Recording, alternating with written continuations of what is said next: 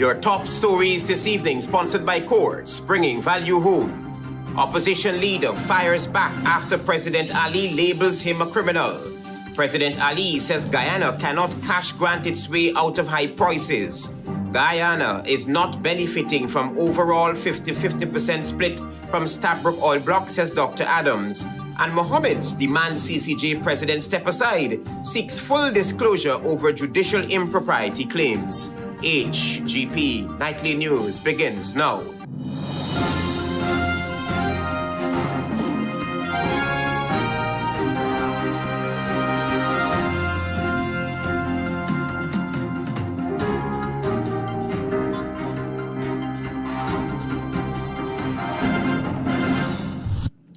Good evening to our viewers here in Guyana and online. I'm Travis Chase with the Wednesday, August 19 edition of the HGP Nightly News. Here's what you need to know this evening. A blistering political confrontation between President Irfaan Ali and the opposition leader after the head of state publicly referred to his political rival as a criminal during his long-awaited press conference.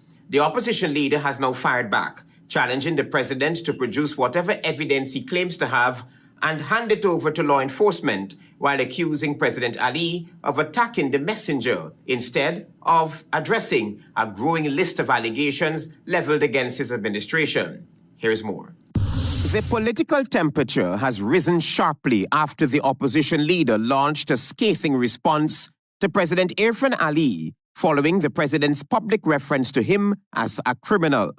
He challenged President Ali to explain when exactly he, Mohammed, allegedly became a criminal, while claiming that the two previously shared a relationship in which the president accepted his financial support and benefited from his vehicles, security arrangements, and other resources. When did you know I was a criminal? Was it when you were collecting my money? Was it when you rolled around in my bulletproof vehicles? When you sprawled off enjoying life in my armored vehicle because you were scared? Was it when you were using my many security weapons? But the opposition leader went further, arguing that if President Ali possesses credible evidence of criminal conduct, that information should be immediately turned over to the Guyana police force. And if you have evidence that I am a criminal, why are you withholding it from the state? You too should be charged in that case. Take it to the police. The opposition leader also accused the government of attempting to criminalize him whenever he releases material alleging corruption within the PPP administration. His central challenge to the president, however, was simple: address the allegations, not the person making them. Every time I release these videos exposing corruption in the PPP, instructions are given to arrest people and try to have them implicate me in a crime. And let me say this to Irfaan: address the message, not the messenger. The opposition leader invoked past criminal proceedings involving political figures, including the fraud charges previously brought against President Ali, while arguing that allegations or charges cannot simply be weaponized to silence political criticism. You yourself had 19 fraud charges. Do not act like PPP is some organization untouched by allegations, investigations. Those charges against President Ali were discontinued in 2020. The opposition leader ended his response by declaring that no personal attack from the president would prevent him from continuing to scrutinize the government. His message to President Ali was unmistakable: if there is evidence that he committed a crime, produce it and take it to the police. Travis Chase, HGP Nightly News.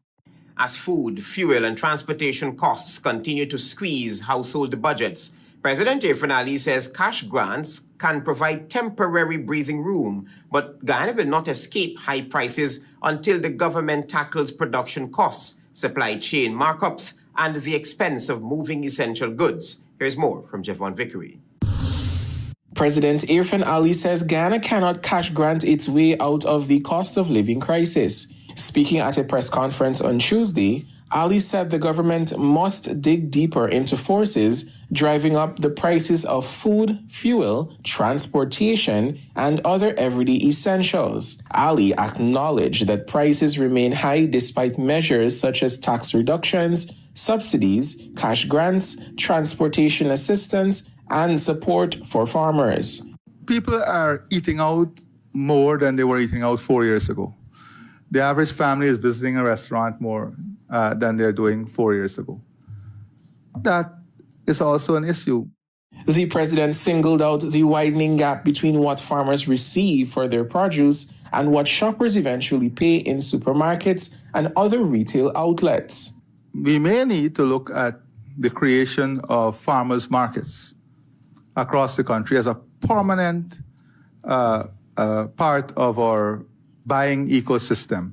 He said the administration must now examine production expenses, transportation charges, retail markups, and other costs added before goods reach store shelves. We have to address it in a structural way. What is happening between the farmer to the retailer? What is happening in terms of the input costs? According to Ali, farmers continue to complain that their products are being sold at substantially higher prices after passing through the supply chain. The success of that approach would also depend on whether the markets are conveniently located and supported by proper transportation, storage, and sanitization facilities. Javon Vickery, HGP Nightly News. Dr. Vincent Adams on Monday, while on the program Politics 101 with Dr. David Hines, revealed some startling information. He said ExxonMobil has placed the government on Guyana in a bind by announcing that they would have paid off the US $55 billion for the development of 7 oil projects in the Stabroek block, and that the country will now benefit from a 50-50 split of the overall revenue from the oil produced. You'll hear more from Marvin Cato. According to Dr. Adams, the 50-50 split announcement in revenues between ExxonMobil and the Guyana government is nothing else but a hype to generate market excitement and the appreciation of Exxon's stock price. He noted that share price of ExxonMobil rose by 22% during the month of July on the stock market. The real beneficiaries are the shareholders of Exxon's stock. He reminded that the contract does not cater for a 50-50 split in revenues, unless there is no other projects to develop and the production cost is zero. Exxon has completed 7 projects so far, but there are additional projects to come on stream. And until the end of the total project lifecycle, the cost bank remains active, and there is an additional 30% operating cost that will always be there as long as oil is being produced. Dr. Adams also stated that without ring fencing, there is no way the government of Guyana would be able to see the 50-50 split that is being touted. The basic tenet of this contract, the cost bank is a running number until all the projects are paid off. He reminded viewers that in a normal scheme of things, before a company makes any public statements, like Exxon did in relation to cost oil, it would be incumbent upon the government to have consultations with the contractor and arrive at a consensus to approve any statement that will be announced, which apparently did not happen in the case of ExxonMobil and the Guyana government. So far, the government is still mum on this issue because the contractor went ahead and issued a statement about the 50-50 split in revenue. As a result of this revelation, the government is now in a bind, and the jury is still out with regards to next steps. But what I believe they're going to do to save face, I bet you they're behind the scenes trying to beg Exxon to say, well, what could we do that we could come out and say, you've increased the amount? No sooner had Dr. Vincent Adams revealed this striking detail on the political program Monday evening, on Tuesday during a press engagement, President Irfan Ali made an announcement that the government will now be benefiting from 39.8% of profit oil, concretizing what Dr. Adams had said a day earlier on the program Politics 101. Guyana's share of Stabroek block oil has increased from 12.5% to 39.8%. Marvin Cato reporting for HGP Nightly News.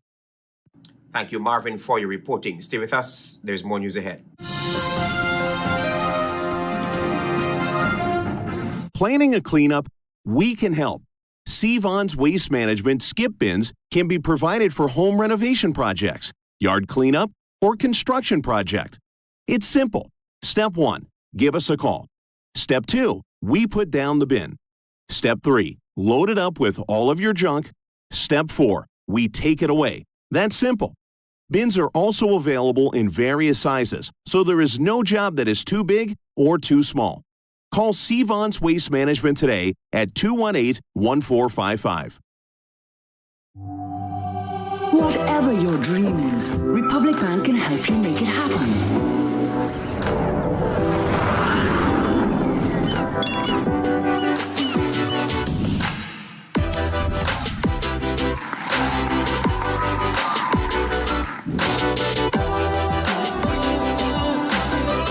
You can make it happen. Let's help you get there with a Make It Happen loan. Republic Bank. We're the one for you. Safety begins with everyday choices. Recognizing hazards, following procedures, using the right equipment, and speaking up when something is wrong. From offshore operations to our homes, roads, and workplaces, looking out for one another can prevent incidents, protect lives, and help build a stronger culture of responsibility across Guyana. Since offshore oil production began, the sector has supported Guyana's long-term development. Learn more by visiting oilnow.gy.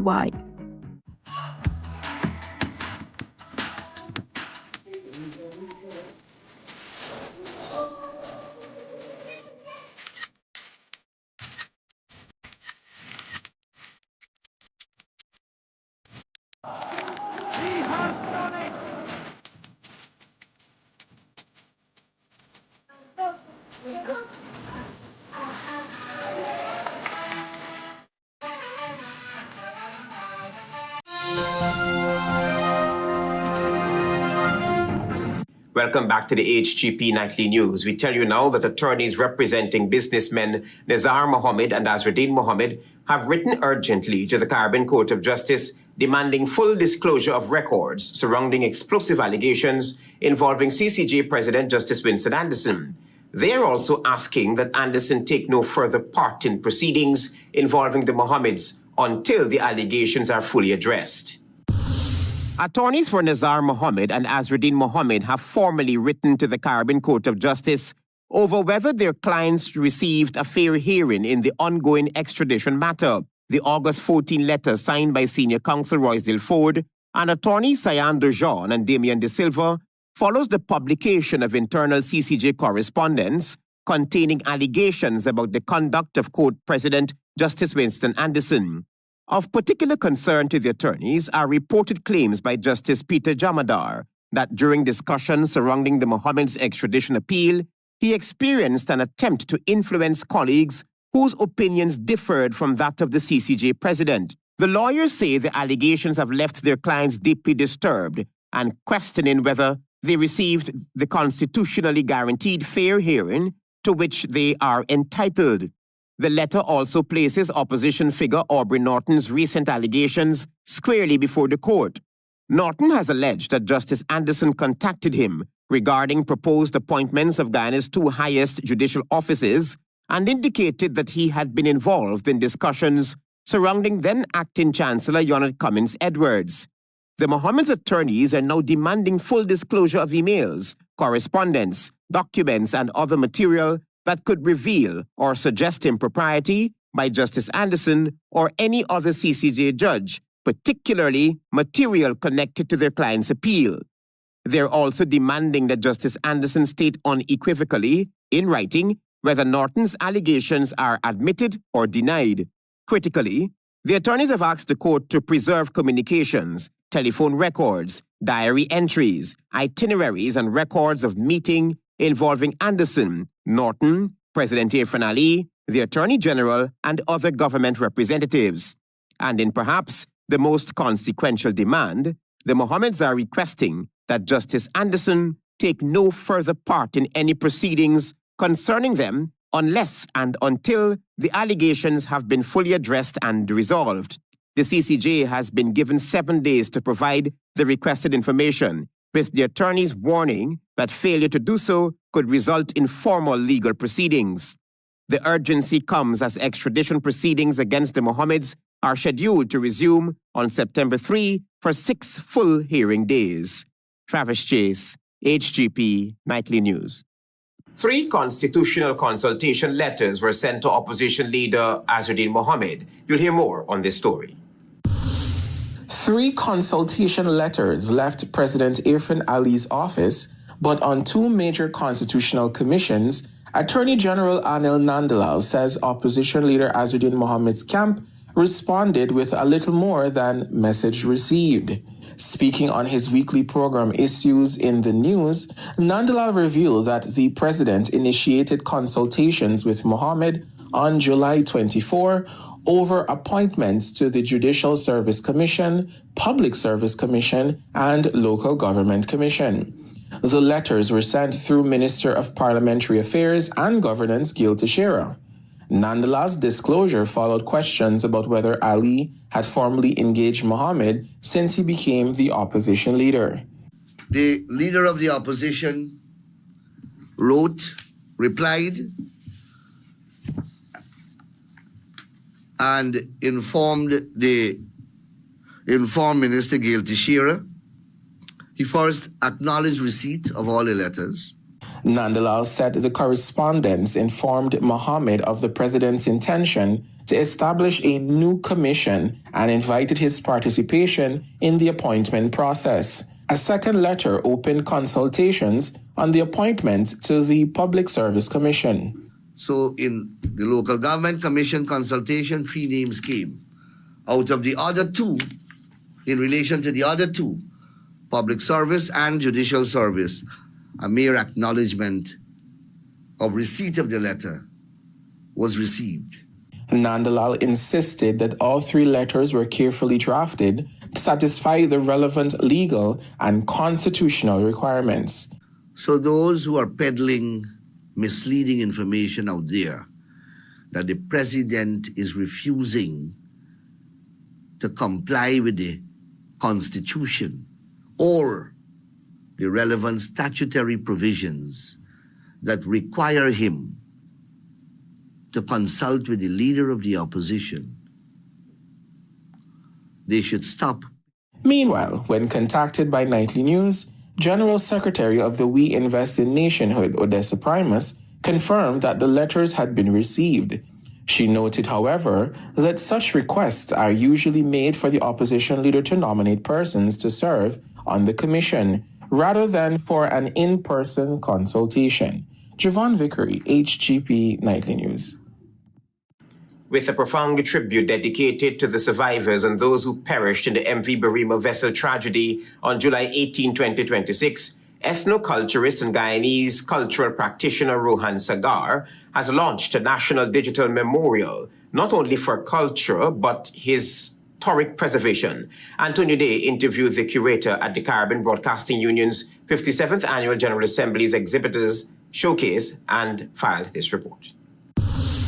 In honor of the victims, particularly those who perished on the MV Barima vessel, ethnoculturist and Guyanese culture practitioner Rohan Sagar has launched a digital memorial. Sagar told Nightly News on the sidelines of the CBU's Exhibitors Showcase that the initiative serves as a lasting homage to the lives affected by the tragedy, preserving their stories and memories for future generations. The MV Barima disaster, a somber event in Ghana's recent history, claimed numerous lives and left many survivors grappling with loss and trauma. Sagar's website, Digital Heritage, stands as a remarkable example of how modern technology can be harnessed to preserve history and pay tribute to those victims and survivors. Disproportionate number of victims and survivors are indigenous people from the Arawak, Lokono, the Carib and Warao Nation. What is critical to that is that Guyana will never be able to quantify the intangible cultural heritage that has been lost. The website creator expressed to Nightly News that he has lost 9 of his relatives in the tragedy. He noted that the National Digital Memorial offers a space where personal narratives, photographs, and archival materials related to the MV Barima can be preserved and shared widely. 9 relatives of mine perished in that disaster, including a 2-year-old who is still somewhere either trapped in the MV Barima or on the seabed. Sagar said that the situation has been very traumatic for him. He noted that the project ensures that the tragedy's impact is neither forgotten nor overlooked as what is being done by the state. This boat should not have been on the Atlantic Ocean. It had all the necessary ingredients to be parked in the dockyard waiting to be condemned. The Guyanese creative is adamant that the state must be held accountable and liable for the mishaps of the vessel and not the civilians who were charged for 72 counts of murder. The institutional responsibility does not lie where it is currently being directed, but it goes further up the chain of command. Antonio Day reporting for the HGP Nightly News. Thank you, Antonio. Stay with us. There is more news ahead. Planning a cleanup? We can help. Cvon's Waste Management skip bins can be provided for home renovation projects, yard cleanup, or construction project. It's simple. Step 1, give us a call. Step 2, we put down the bin. Step 3, load it up with all of your junk. Step 4, we take it away. That's simple. Bins are also available in various sizes, so there is no job that is too big or too small. Call Cvon's Waste Management today at 218-1455. Whatever your dream is, Republic Bank can help you make it happen.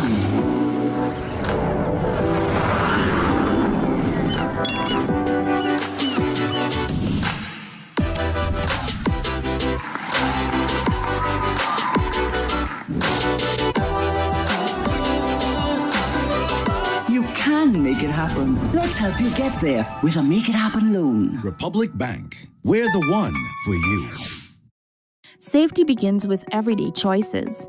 Recognizing hazards, following procedures, using the right equipment, and speaking up when something is wrong. From offshore operations to our homes, roads, and workplaces, looking out for one another can prevent incidents, protect lives, and help build a stronger culture of responsibility across Guyana. Since offshore oil production began, the sector has supported Guyana's long-term development. Learn more by visiting oilnow.gy.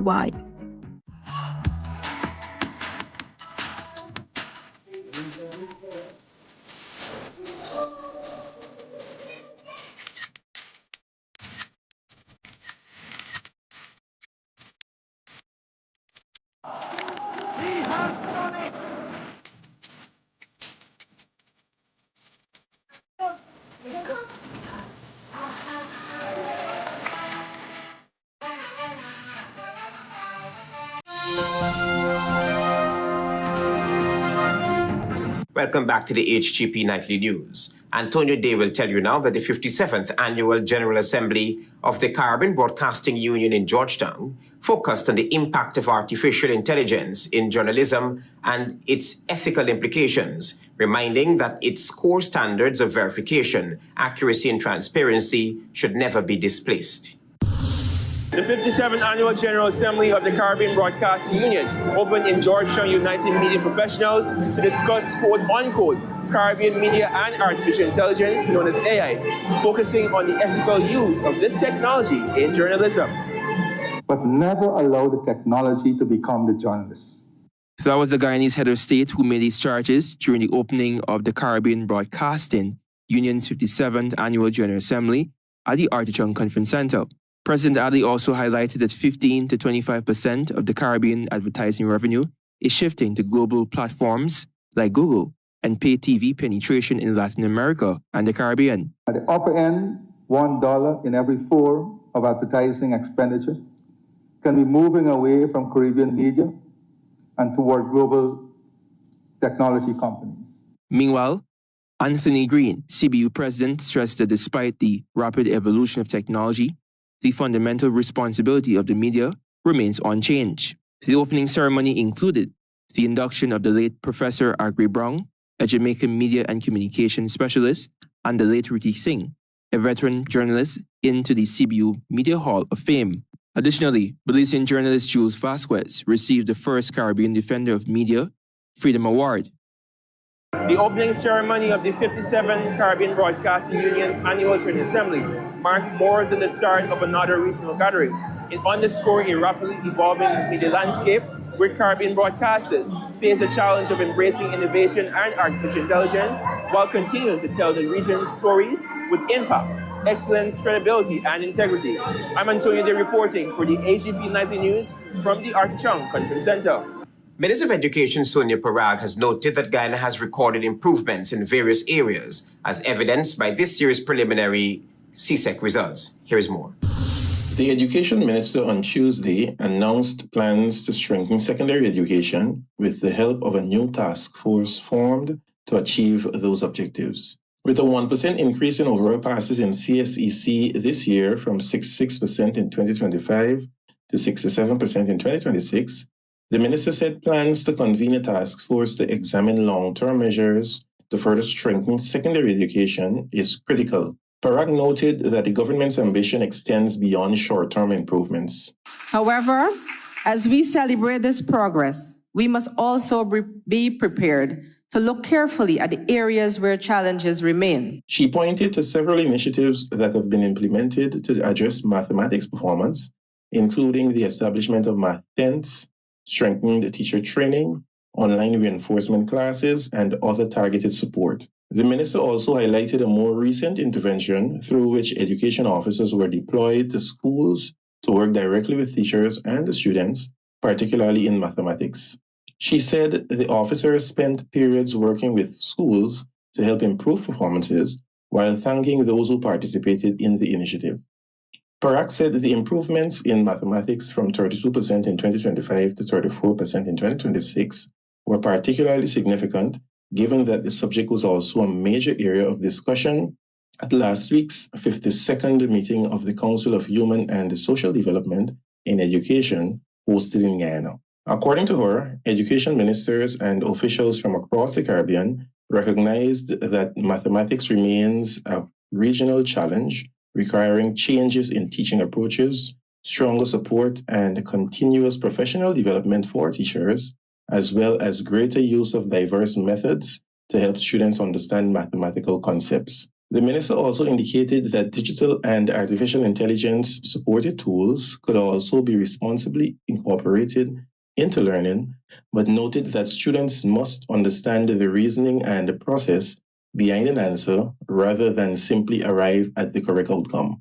She pointed to the achievements of public schools across the country, including schools in hinterland, rural, and other regions, which recorded 100% passes in individual CSEC subjects. She went on to note that the results demonstrate that outstanding performance is not determined by a school's name or location. The Ministry of Education recognized the need to strengthen that very important period between NGSA and CSEC. Parag announced the planned task force, saying the education system cannot be built around the short-term interventions alone. Quote unquote, they have their place and they are sometimes necessary, but the changes we make must be strong enough to endure beyond one cohort of students. She said the task force will examine the long-term measures needed to further strengthen secondary education. From August 31st, the Guyana Digital School will provide curriculum-aligned content for students from grades 1 through 11, including secondary-level material aligned with the CXC syllabuses. Parag said the platform will provide another layer of support for students, allowing them to reinforce classroom learning, access lessons outside school hours, and assist students in remote areas or families unable to afford private lessons. Marvin Kito reporting for HGP Nightly News. August, a month marked by ongoing emancipation celebrations, sets the perfect backdrop for KFC's Poetry Slam event on Thursday, August 27 at Scotty's Smokehouse. This vibrant occasion promises to reignite the stage with powerful voices and poignant expressions under the inspiring theme of freedom of speech. Poets and notable figures from the creative scene will command the microphone, addressing topical issues that resonate deeply with audiences. Antonio Day has more. The KFC Poetry Slam is more than just a competition. It's a platform where artists and spoken word performers channel their creativity to address topical issues that resonate deeply within society. The monthly event, which drew a strong turnout at the Boulevard Lounge in April, was relocated by GT Gimmicks to Scotty's Bar and Smokehouse for poets and spoken word enthusiasts. Now, as Ghana continues to commemorate Emancipation Month and mourn the lives lost during the MV Barima tragedy, The upcoming KFC Poetry Slam will focus on one powerful theme: freedom of speech. The event, scheduled for Thursday, August 27, is expected to take patrons on an emotional roller coaster, with performances exploring freedom, identity, history, struggle, resilience, and expression.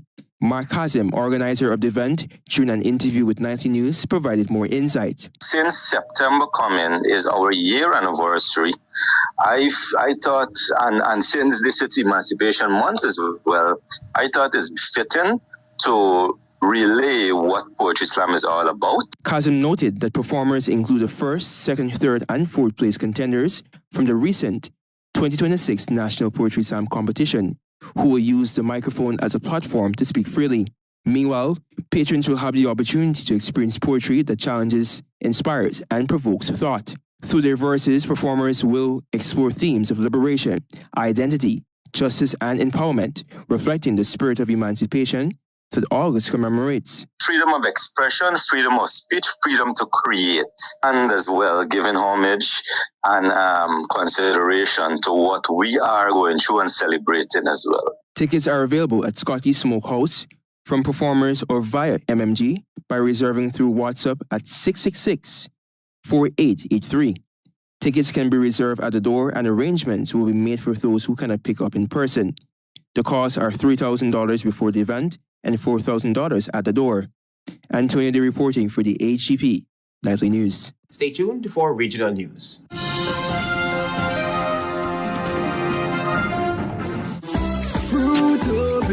Fruitopia, it's a drink that's hype. Citrus punch, fruit punch tastes nice. Guava, pineapple, that give me a vibe. We no want nothing less compared to the rest. Fruitopia the best. Quench any thirst when it comes to the test. Perfect thing for my lunch. Flavors pack a punch. Fruitopia, it's a drink that's hype. Citrus punch, fruit punch tastes nice. Fruitopia, the drink that rocks your lunchtime. It's a new day with Shilling Oil.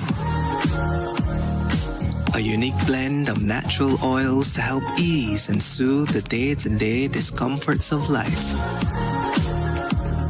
Get relief from muscle and joint pain, headaches, and congestion.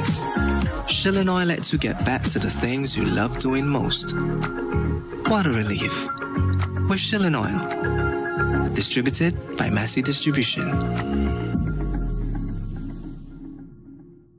Across Guyana, oil and gas companies are supporting stronger educational opportunities, from hands-on STEM programs and smart classrooms to teacher development, university education, and practical training. These investments are helping young Guyanese develop technical, digital, and problem-solving skills while creating clearer pathways to further education and employment. By investing in learning today, Guyana is building the expertise and innovation needed for tomorrow. GCOM is currently conducting a national registration exercise. Who can register? Anyone who will be 14 years or older by December 31, 2026, and is a Guyanese citizen by birth, descent, naturalization, or is a citizen from a Commonwealth country living in Guyana for 1 year or more. Persons eligible for registration must visit the GCOM registration office responsible for their area of residence to apply. Persons who are already registered could apply for a name change if they have changed their names since they were registered. Applied for corrections if there is incorrect information on their national ID cards. Persons who are desirous of conducting any of the above transactions must provide the relevant supporting documents. Persons who are already registered must collect their new ID cards if they have not yet done so. This registration exercise will end on November 30, 2026. You need to apply for a transfer if you now live at a different address than the one you were registered at. For more information, contact the GCOM on 225-0277-9 or visit www.gcom.org.gy.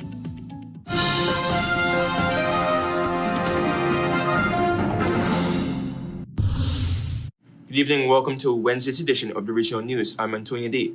Here's what you need to know as we turn attention to news in the region. Trinidad and Tobago's chicken supply chain is coming under pressure from the combination of heat, disrupted international shipping, and weaker supplies of imported hatching eggs a situation WGM Group Chief Operating Officer Sarai Mohammed says is temporarily affecting the availability of chickens nationwide. Mohammed says that the pressure is being felt at both ends of the production cycle, with extreme temperatures in the United States affecting the quality of hatching eggs imported into Trinidad, while hot weather locally is affecting chicken growth, mortality, and production efficiency.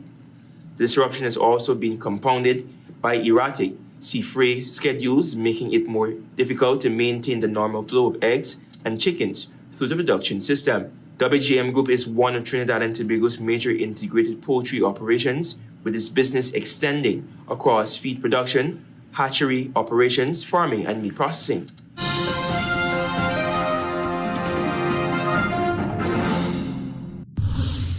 Still with news in the region. 16 months after announcing a pilot for its Caribbean Targeted Education Certificate, CTEC, in mathematics to tackle the perennial underperformance of students in the subject, the Caribbean Examination Council, CXC, on Tuesday reported an 88% pass rate among the 2,535 candidates who sat the examination in May to June 2026 sitting. A total of 2,230 candidates passed. Dr. Wayne Wesley, CXC Registrar and Chief Executive Officer, made a disclosure during the live results ceremony from Anguilla, saying the results were proof that the region has quote-unquote overwhelmingly accepted CTEC. And I quote, "I am pleased to announce that 88% of the 2,535 candidates in the CTEC Module 1 mathematics pilot examinations achieve acceptable grades, with only one candidate receiving the lowest grade. This represents a remarkable turnaround, as historically only 1 in 3 candidates succeed," Dr. Wesley said.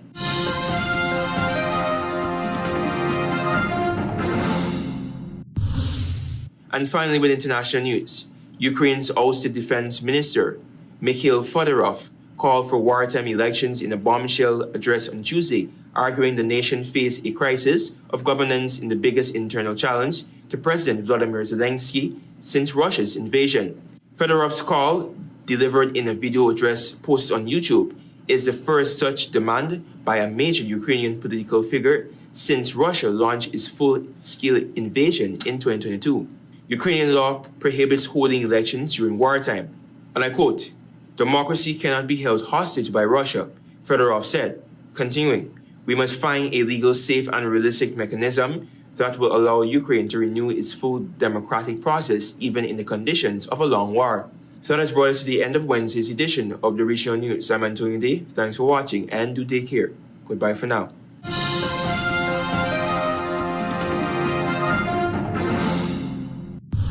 Let's join Delvin Neblet now for HGP's Sports Pulse.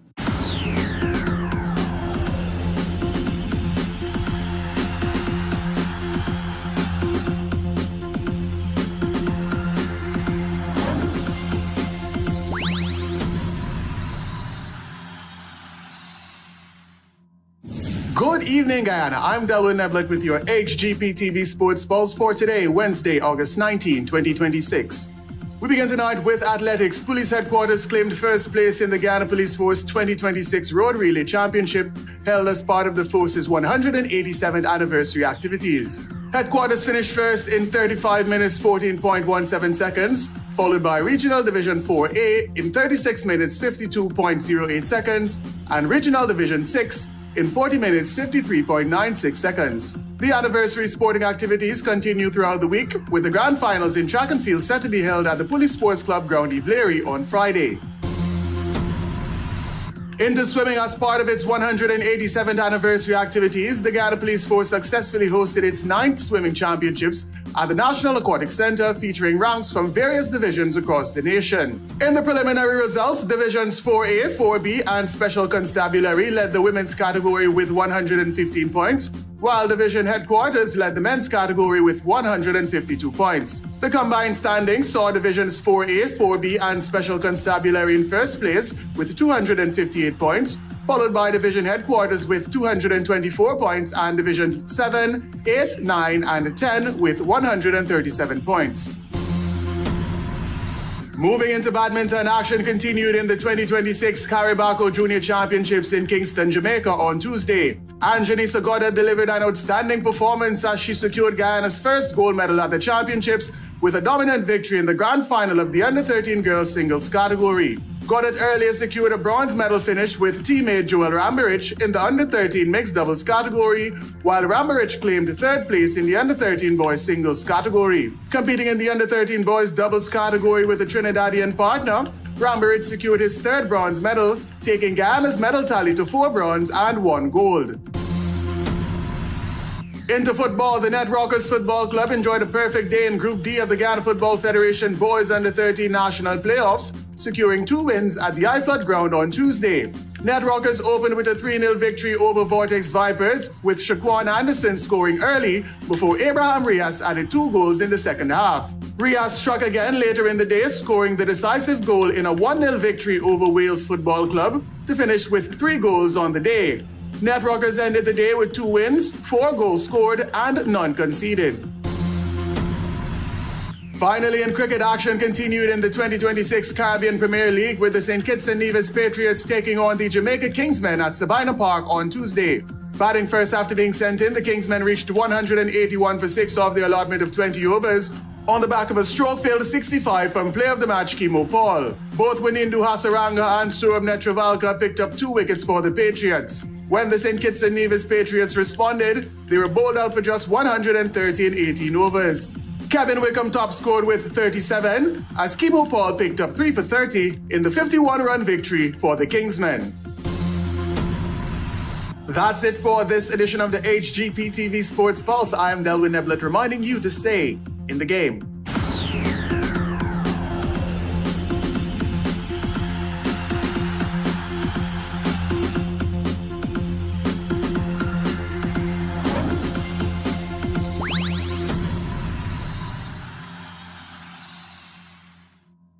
Opposition leader fires back at President Ali after he labeled him a criminal.